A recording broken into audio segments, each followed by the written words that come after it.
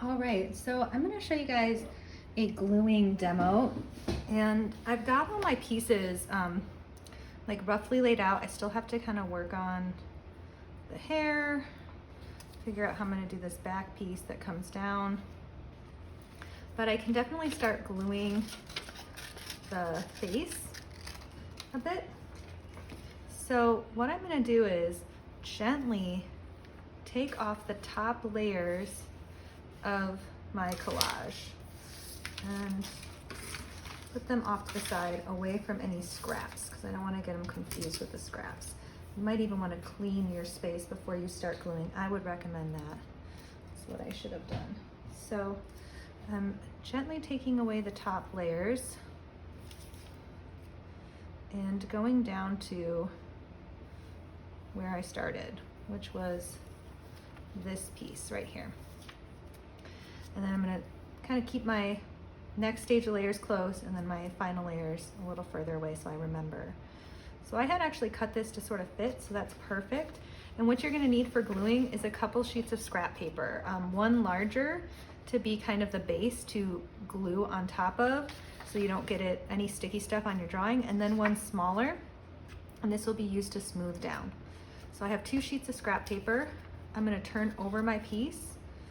I'm gonna open up my glue stick and glue up this back piece. And that's why I have this extra sheet, because if I go off the edges, it's okay, because I have a piece of paper under it.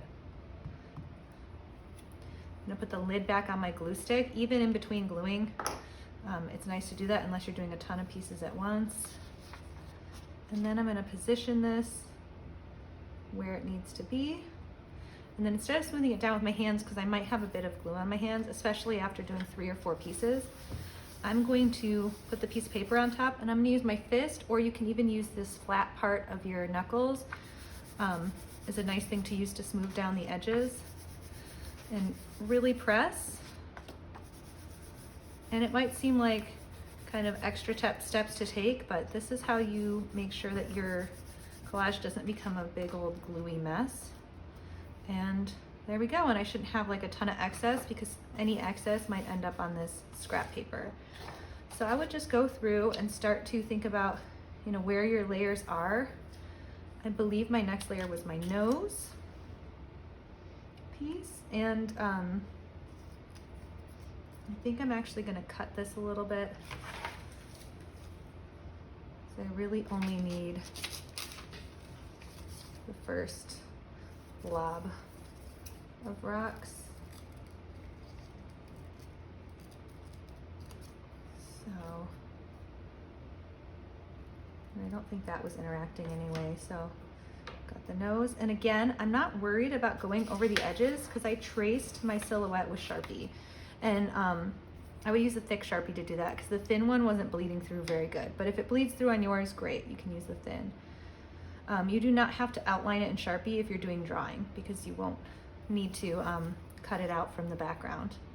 So again, I'm gonna glue, and I'm gonna use my messed up paper, or my kind of dirty paper, and I'm gonna make sure I'm on the side that had the glue from last time, which I am, and I'm gonna just apply my glue and keep going.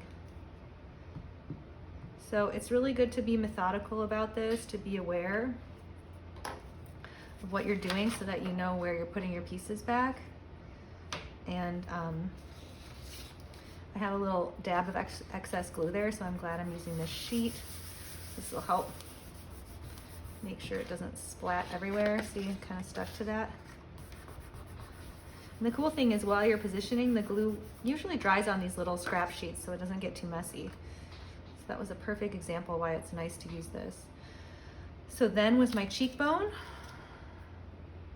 So I know you can't really see the drawing that I sketched out to begin with, but it really does help, because even just drawing it once allows you to remember where those things are. So then I would go through and just continue to glue these parts down using this method. All right, so it's important to just be very careful with your gluing. especially with the little pieces. Maybe I'll get to the eye so I can show you what I mean with little pieces. And I know a lot of you guys have used glue before, but maybe you haven't used this technique of using the two scrap pieces. And make sure you take the moment to turn things around. It also helps if you want to take a photo of what you're doing, of what all your pieces look like laid out, and then you can have that photo like up on your phone while you work, so that you don't get confused about, you know, what is this, what is going on here.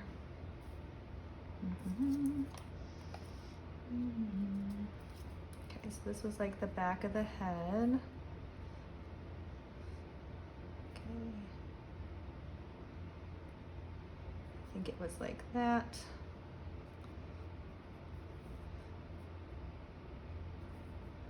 Yeah. Okay. So you go through and glue. And hopefully that helps you out. Let me get to the eye really quick, so I can show you. But the thin pieces are basically the same. It's just some of your itty bitty pieces.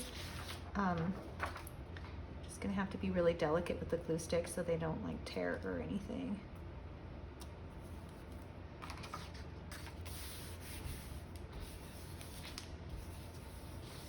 Okay, there we go.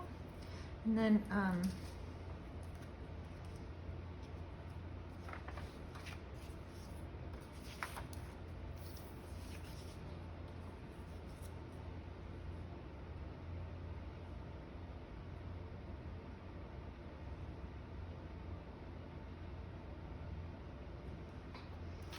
you can also like patch things.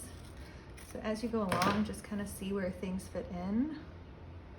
I kind of want this angle to be with the jawline. There we go. And then this can kind of maybe finish out that. Perfect.